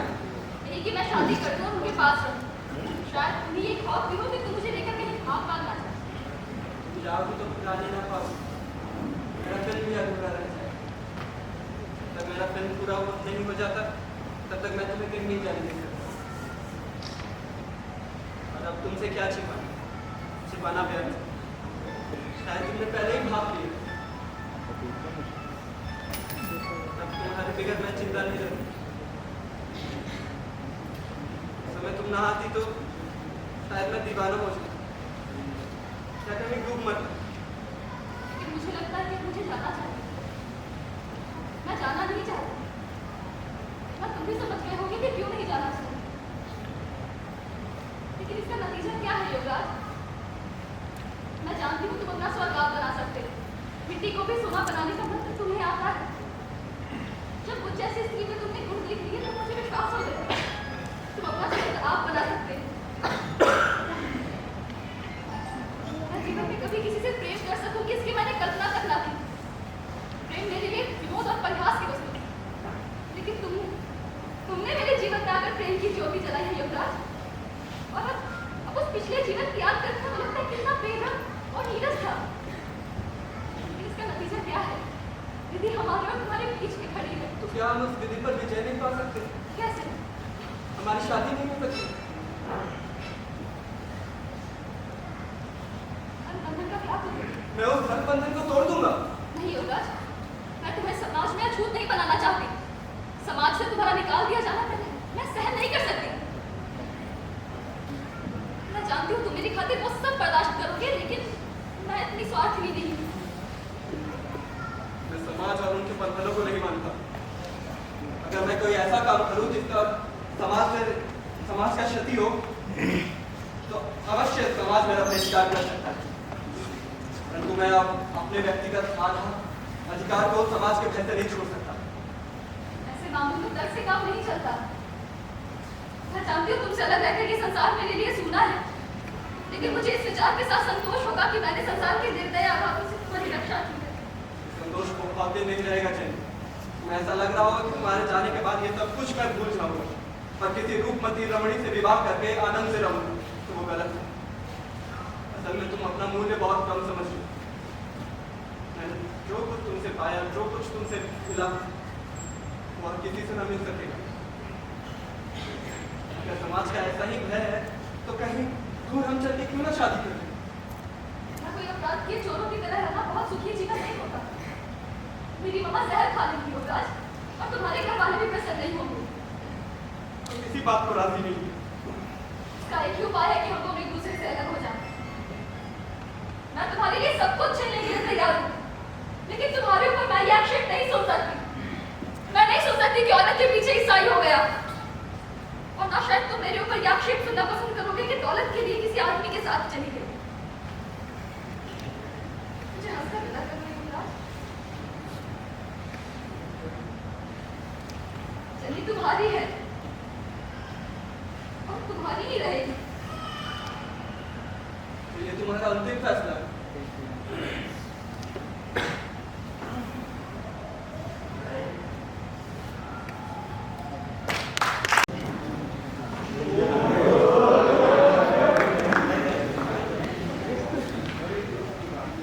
Hello Mrs garden.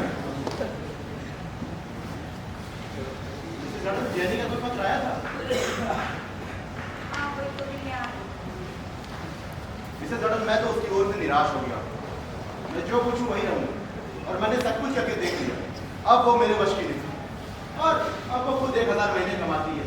मेरे 300 उसकी आंखों में क्या आंचेगी। सच? अब तो मुझे भाभी करना चाहिए तो मैं ना करूंगा। आखिर क्यों से नाराज हो? उसके 1000 तुम्हारे 300 मिलकर 1300 हो जाएंगे। इतना हिसाब से नहीं जाता।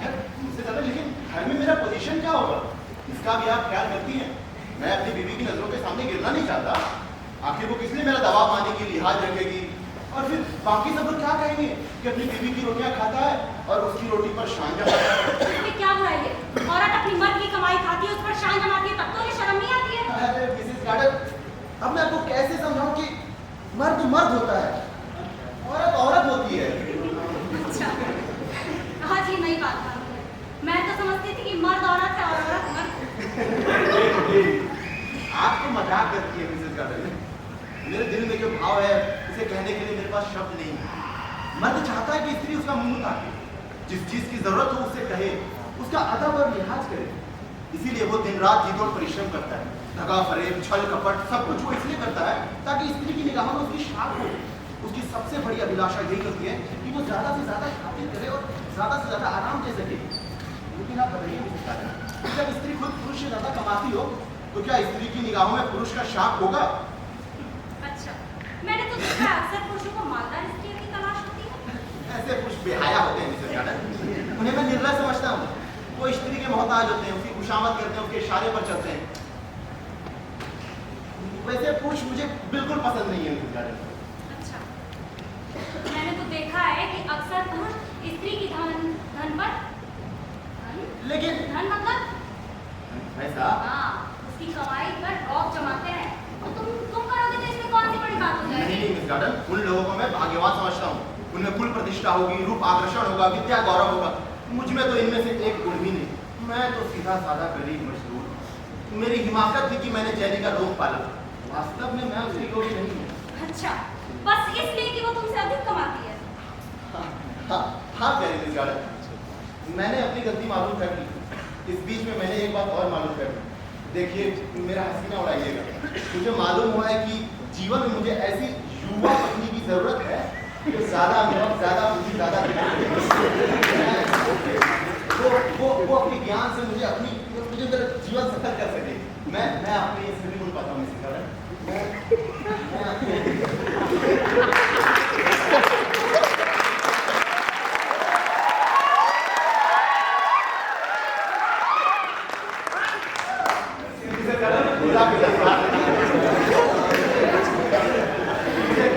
जीवन के आनंद के लिए रूप और यौवन की इतनी जरूरत ही नहीं है जितनी सेवा और अनुभव की है। रूपवती युवती मुझ में हजारों टूट जा पाएंगी। वो अपने साथ संदेह और ईर्ष्या लाती है। मुझे उसकी जासूसी करनी पड़ेगी। वो किससे बोलती है, कहाँ जाती है, क्या क्या करती है, उसकी एक एक निगाह पर मुझे देखना पड़ेगा। तो मैं आपको पूर्ण विश्वास कर सकता हूँ मिसेस गार्डन। भला सोचा तो विलियम, दुनिया क्या कहेगी? किस औरत को बुढ़ापे में ये हवस पैदा होगी? यही करना था तो 3 साल पहले क्यों नहीं किया? इसका तो मुझे भी खेद है मिसेस गार्डन।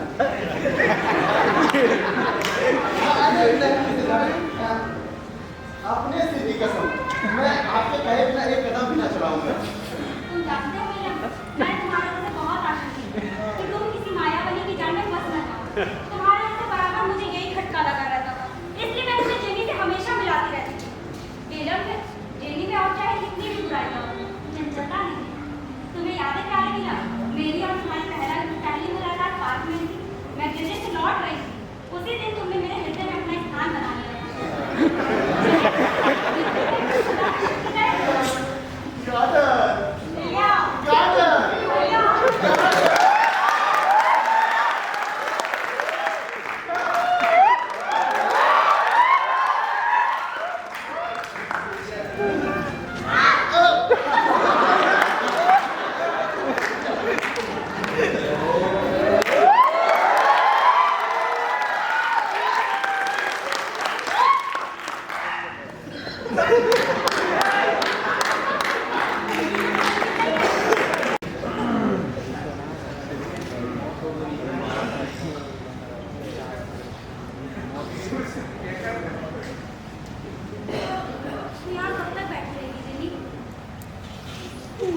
कई दिनों से योगराज का कोई खत नहीं आया मम्मा। मुझे उसकी बड़ी चिंता होती है। 3 महीने हो गए। जब तेरी तबीयत का ये हाल है तो क्यों नहीं युवराज से विवाह कर लेती? वो बेचारा हर तरह से रखती है, पर तुझे ना जाने क्या सोच हो गई। खुद भी मरती है और उस बेचारे को भी मारती है। अगर मैं जानती उनका हृदय इतना कोमल है तो इस तरह उन्हें वहां छोड़कर ना दिया। अब तो मुझे अपनी जिद पर पछतावा हो रहा है।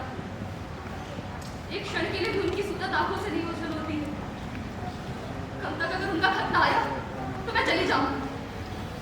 उस वक्त बड़ी डरती थी माँ कि मैं उसे विवाह करने के जहर ना खा लूं। और मैं तुम्हारी ओर से भी निश्चिंत हूँ। तू समझती है विलियम से शादी कर लेने से मेरे दिल में तेरी मोहब्बत नहीं है?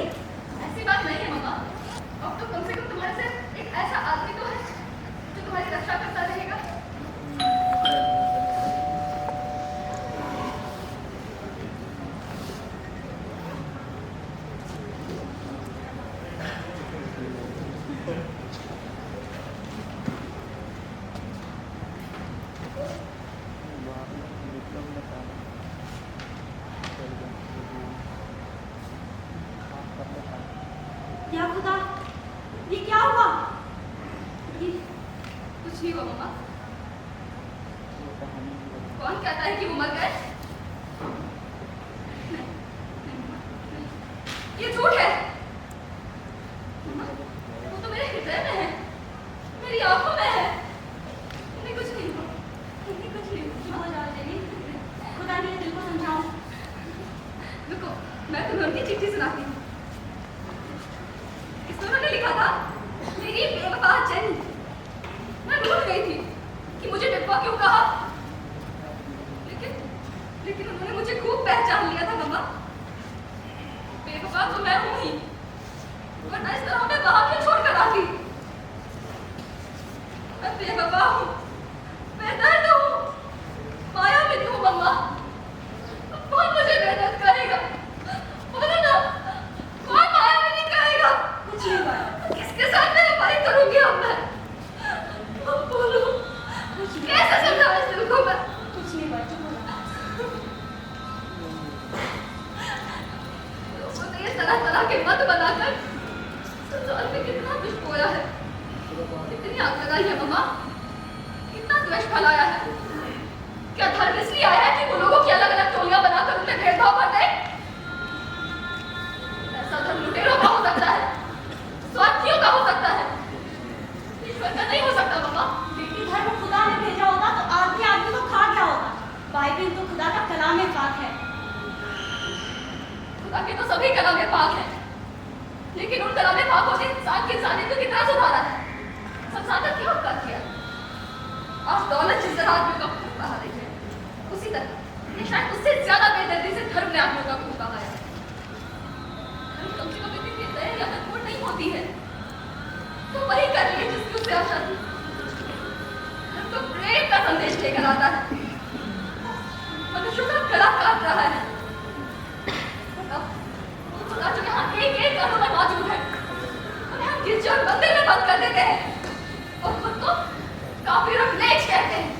पूछो विश्वास को चरणों से क्या मतलब? उन्हें इसलिए क्या पता कि हम गिरजे में जाते हैं कि मंदिर में जाते हैं? बस इतना देखते हैं कि हम प्रेम से रहते हैं। सितारे संसार में कुछ नहीं होती है, लेकिन आज मैं गिरजे ना जाकर मंदिर में जाने लगूं तो मेरी सूरत से भी खिला कर दूंगा। या शायद अपने हाथों से मेरा कत्ल कर डालो। मैं भी वही हूँ, तुम भी वही हो, तो फिर ये द्वेष कहाँ से आया? ये धर्म नहीं है मम्मा, ये कोई धर्म नहीं है। तू मुझे इतनी धर्मांध समझती है जेनी? मुझे अफसोस जरूर होगा, लेकिन मैं तेरा अहित नहीं कर सकती, कभी नहीं। तुमने मेरे हृदय का बोझ उतार दिया, मुझे कोई पता नहीं है। आज मैं सारे ढकोसलों को, इन सारे बनावटी बंधनों को प्रेम की प्रीति पर अर्पण करती हूँ मम्मा। यही ईश्वर का धर्म है, और मैं इसी धर्म को स्वीकार करती हूँ। आपको मैं खोटे मंगाई, मैं सवेरे तक युवराज के पास पहुंच जाऊंगी और वही मुहूर्त में युवराज से मेरा विवाह होगा मम्मा, युवराज से मेरा विवाह होगा।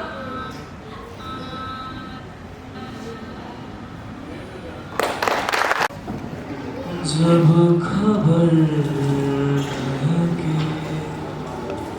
तेरे आने की, जब खबर लगे तेरी खुशबू से सारा घर महके, तेरी खुशबू से सारा घर महके, रात भर सोचता रहा तुझको, रात भर सोचता रहा तुझको, ज़हन मेरे रात भर महके, ज़हन मेरे रात भर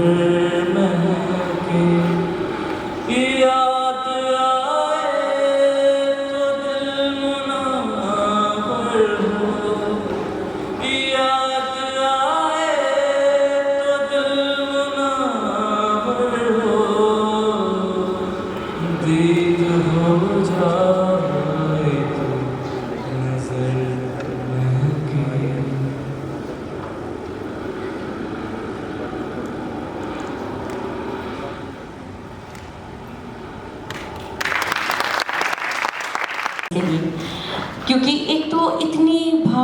कहानी जिसमें इतना प्रेम, विरह, दर्द और साथ में समाज की मर्यादा, समाज के बंधन, सब कुछ, और उसको जिस तरह से अपने अभिनय से इस कहानी को पात्रों ने जीवंत किया है, काबिल तारीफ है। एक बार फिर से जोरदार तालियां इमेजिनेशन पटना की ओर से।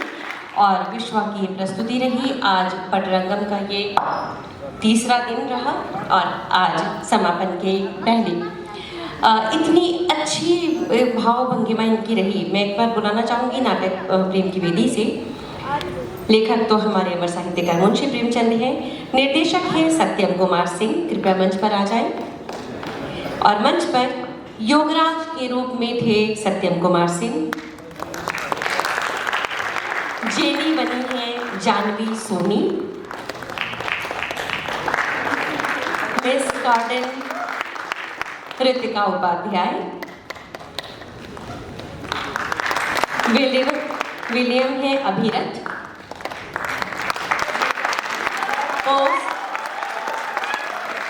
पोस्ट मास्टर है सुमित कुमार।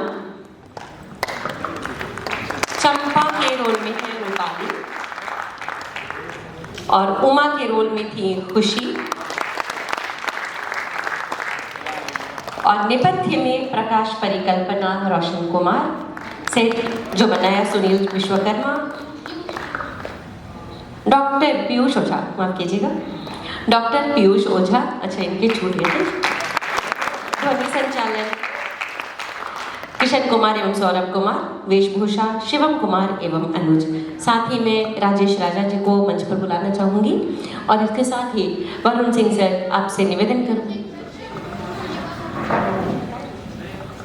मैं फिर से बताती हूँ, प्रकाश परिकल्पना रोशन कुमार। सेट सुनील विश्वकर्मा, प्रकाश भारती एवं सौरभ पाठक। ध्वनि संचालन किशन कुमार और सौरभ कुमार। वेशभूषा कॉस्ट्यूम शिवम एवं अनुज।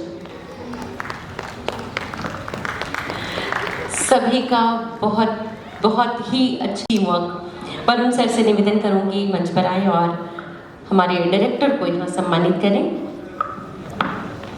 बाकी तो सभी का अभिनय काबिल तारीफ था, सबने बहुत अच्छी प्रस्तुति दी, लेकिन स्पेशली सबसे ज़्यादा तालियां जो बजी हमारे विलियम के लिए, वो कमाल तो था ही। अगर आप लोग पुरानी फिल्में देखते हैं तो राजेंद्र नाथ को आप पहचानते होंगे। थ्रू आउट मुझे राजेंद्र नाथ जी की याद आ रही थी इनकी एक्ट को देख करके। बहुत अच्छा रहा। और हमारे निर्देशक, the young one, the young director, the potential director, so great. It's a very nice and very good presentation to all of you, the team. So congratulations team. सब लोग एक साथ आ जाइए। टीम वर्क बहुत अच्छा था, प्रैक्टिस बहुत अच्छी थी। सबसे बड़ी बात है कि इन लोगों ने कैरेक्टर को जिया है। ये एक बहुत बड़ी चीज़ दिखी जो कभी कभी कहीं कहीं लैक करती है। वैसे तो सारे हमारे आर्टिस्ट, सारे कलाकार बहुत अच्छा करते हैं, पर सबका बहुत अच्छा अभिनय। Thank you so much and great congratulations the imagination team. आगंतुक सभी दर्शकों का बहुत बहुत आभार। अभी जाइएगा मत, थोड़ा समय भी आपका और लेंगे, इतने आसानी से आपको छोड़ने वाले नहीं, क्योंकि बहुत मेहनत करके 3 दिन का फेस्टिवल किए, तो थोड़ा सा आपको झेलना पड़ेगा। उद्घोषणा कर रही थी हमारे साथ श्वेता सुरभि जी, उनके लिए जोरदार तालियां। मैं चाहूँगा कि वरुण भैया श्वेता सुरभि जी को सम्मानित करें।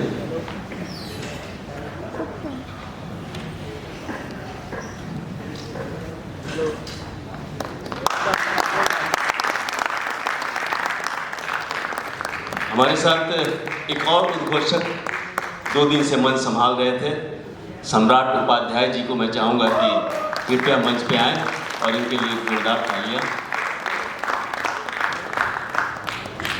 मैं चाहूँगा वरुण भैया इनको भी शॉल और मोमेंटो देकर सम्मानित करें। अच्छा,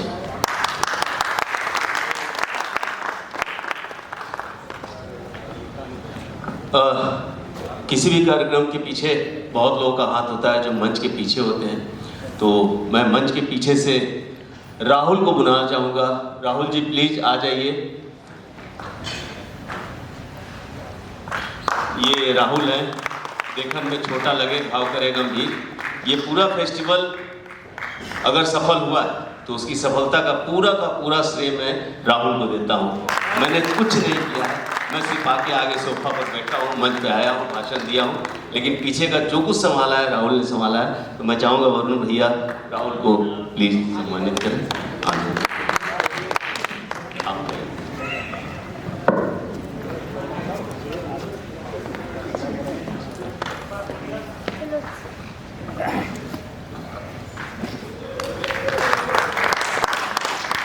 एक नाम और है हमारे साथ, मोहम्मद सद्दन जी। बहुत 3 दिन से ट्रे पकड़ रहे थे, आज आपके लिए ट्रे मैं पकड़ रहा हूँ।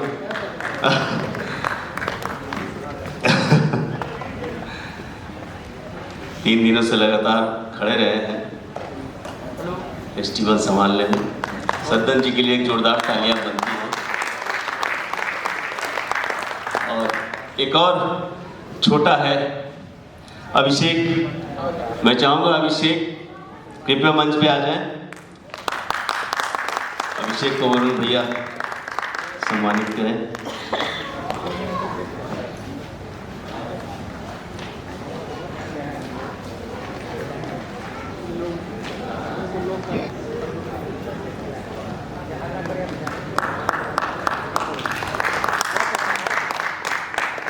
अब मैं चाहूंगा कि हमारे वरिष्ठ विनीत भैया, रवि मिश्रा भैया, मोइन अख्तर भैया, मिथिलेश भैया आए और 2 शब्द बोले, क्योंकि अगर वो नहीं बोलेंगे तो पूरा फेस्टिवल सन्नाटा लगेगा। हमें छोटेपन से, जब मैं बहुत छोटा था, थिएटर की शुरुआत जब कर रहा था, तब से इन लोगों को सुनने की आदत है, आदत लगी हुई है, तो वो आदत बनी रहनी चाहिए। आए और आशीर्वाद स्वरूप मिथिलेश भैया, रवि मिश्रा भैया, मोइन अख्तर भैया, विनीत भैया आए और 2 शब्द प्लीज।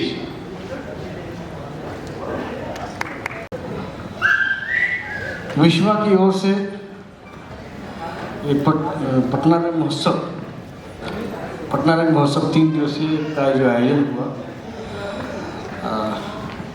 नाटक करना और नाटक महोत्सव करना में बहुत अंतर है। इतनी परेशानियों के बावजूद भी, इतने झंझट जीवन में, उसके बावजूद भी हम सब नाटक कर रहे हैं, ये अपने आप में बहुत बड़ी बात है। तो ये 3 दिवसीय जो नाट्य महोत्सव हुआ, मैं इसे, आप लोगों के आज समापन दिवस है तो मैं इसे समापन नहीं मान रहा हूँ, ये 1 साल के लिए विश्राम मान रहा हूँ।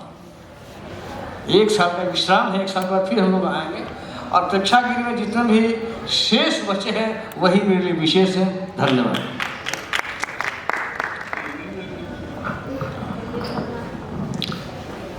विश्वा का ये 3 दिवसीय बहुत ही शानदार, हम तो 2 दिन नहीं देख पाते, लेकिन आज मैंने देखा, बहुत अच्छी व्यवस्था और नाटक बहुत अच्छा हुआ, इसलिए शांतिपूर्वक मैंने नाटक देखा।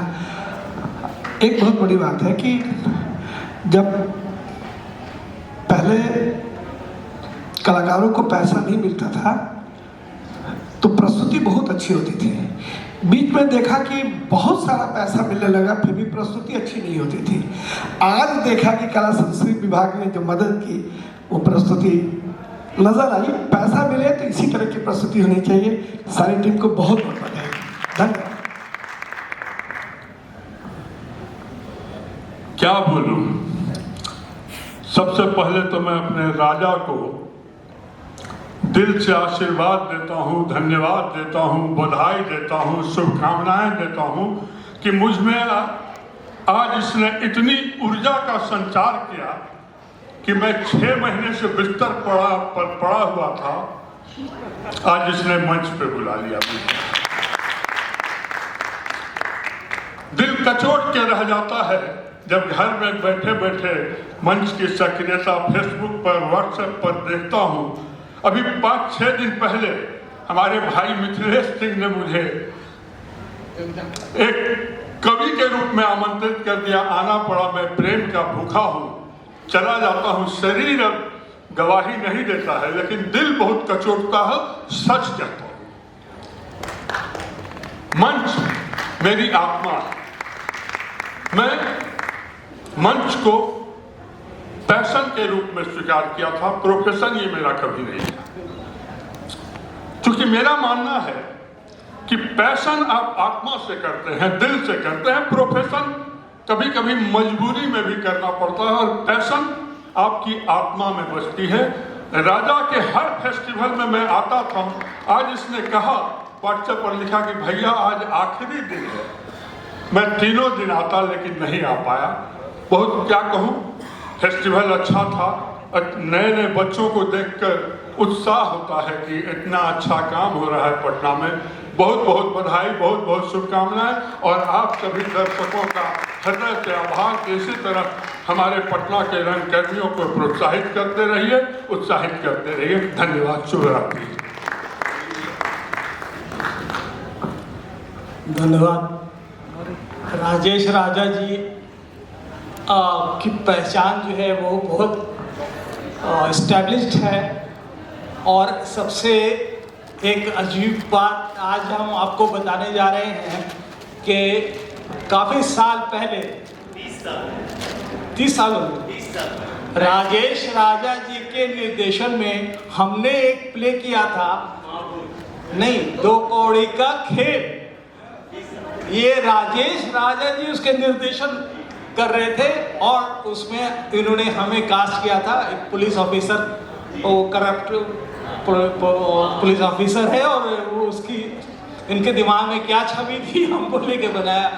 बहरहाल, तो कहने का मतलब ये कि दर्शक जो है वो मौजूद हैं और ये किसी भी प्रोग्राम की, नाटक की, प्रस्तुति की कामयाबी की बहुत बड़ी दलील है।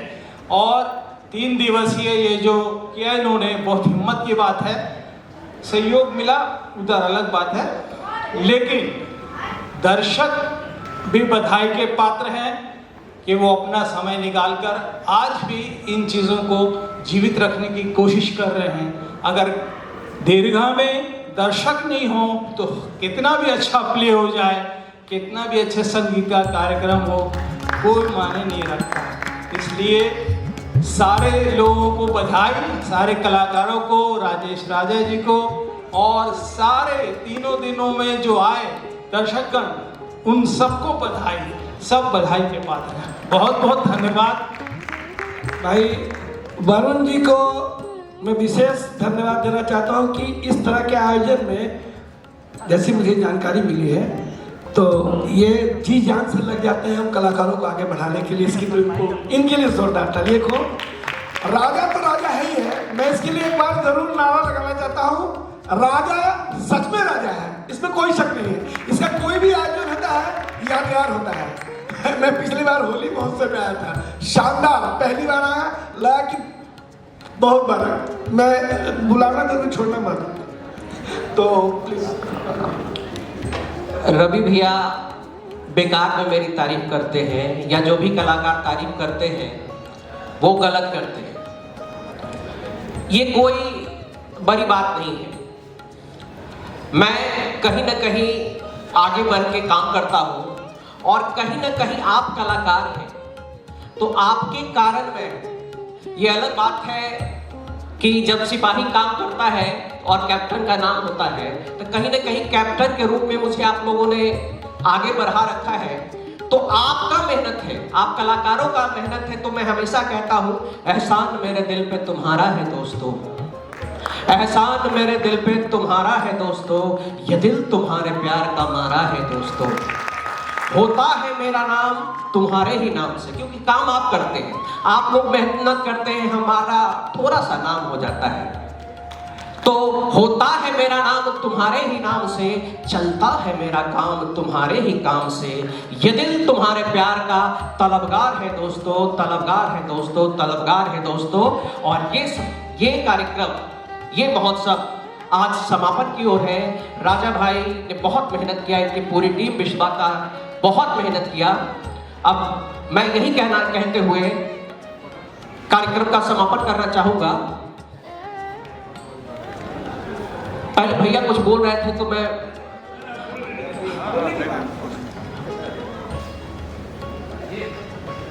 बीच में कुछ बोल देता हूँ, बोलने वाले से बुला के।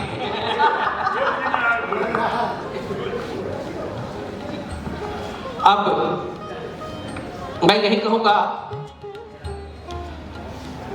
मैंने अब सब मिलके, क्योंकि राजा ने मेहनत किया है, पूरी टीम का है, तो मैं चाहूंगा कि राजा को सम्मानित करने के लिए हम सब लोग मिलके राजा को सम्मानित करें। और ये कहते हुए आप लोग सम्मानित किए, जो छूट गया था वो मैं कह देता हूँ।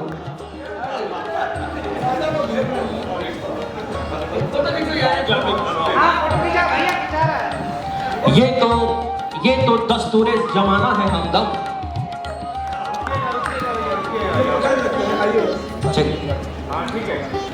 ये तो दस्तूरे जमाना है हमदम, लोग मिलते हैं बिछड़ने के लिए। ये तो दस्तूरे जमाना है हमदम, लोग मिलते हैं बिछड़ने के लिए। पर हम सब गुजरे वक्त नहीं है कि फिर मिल नहीं सके, फिर मिलेंगे एक अगले महोत्सव में, एक अगले नाटक पे। सबका धन्यवाद, जितने भी दर्शक हैं सबका धन्यवाद। और एक बार फिर से धन्यवाद कला संस्कृति विभाग का, जिन्होंने हम कलाकारों को इस कार्यक्रम को आयोजन करने के लिए लगातार हमें सपोर्ट कर रही है। पूरे टीम, माननीय मंत्री और उनके पूरे पदाधिकारियों को मेरे तरफ से बहुत बहुत धन्यवाद। पूरे कलाकारों की तरफ से बहुत बहुत धन्यवाद। हम लोग जो मंच पर है, बोले तो नहीं यार, तुमको कैसे बोले देंगे। हम लोग जो यहाँ पर कलाकार लोग हैं, जिसको ये कलाकार मानता हुआ बात है। एक शेर मैं बोलना जरूर चाहूँगा कि राजा के लिए, मिट्टी में मिला दे मैं जुदा हो नहीं सकता, मिट्टी में मिला दे मैं जुदा हो नहीं सकता, और इससे ज्यादा मैं तेरा हो नहीं सकता। तो राजा दो शब्द राजा भी बोलेंगे। दो शब्द बस समापन के लिए कि सबसे पहले तो कला एवं संस्कृति विभाग बिहार सरकार का बहुत बहुत आभार। जिन टीम ने सहभागिता दी है इसमें, उन सभी टीम के सदस्यों का आभार, सभी निर्देशकों का आभार, वो चाहे नुक्कड़ मंच हो या मंच के नाटक के निर्देशक हो, सबका आभार। और सबसे ज़्यादा आभार वरुण भैया का, पीठ पे हाथ रहा है, तीनों दिन साथ में खड़े रहे हैं। इनके बिना सहयोग के संभव नहीं था कुछ भी। और अभी का पल मेरे लिए थोड़ा सा भावुक भरा पल है, क्योंकि मैं जिन लोगों का अभिनय, जिन लोगों का नाटक, जिन लोगों का निर्देशक देख के समझिए कि बड़ा हुआ हूँ, वो सब अभी मेरे साथ मंच पे खड़े हैं और इन्होंने मिलकर मुझे सम्मानित किया कि मतलब लाखों करोड़ों अरबों में इसकी कीमत नहीं लगाई जा सकती। बस दिल से आभार आभार। आप सभी वरिष्ठों का आशीर्वाद, स्नेह बना रहे, कांधे पर हाथ बना रहे। जंग जीत लेंगे, दुनिया जीत लेंगे। बहुत बहुत धन्यवाद, बहुत बहुत धन्यवाद। और नीरज हमारे साथ रहे हैं, नीरज और उनकी टीम वीडियोग्राफी में, फोटोग्राफी में, अभी इस महोत्सव में नहीं, शुरू से ही हमारे साथ रहे हैं। तो मैं चाहता हूं कि हम सभी उनके लिए एक बार जोरदार करिए। नीरज बहुत बहुत आभार और आप सभी का बहुत बहुत धन्यवाद। Thank you.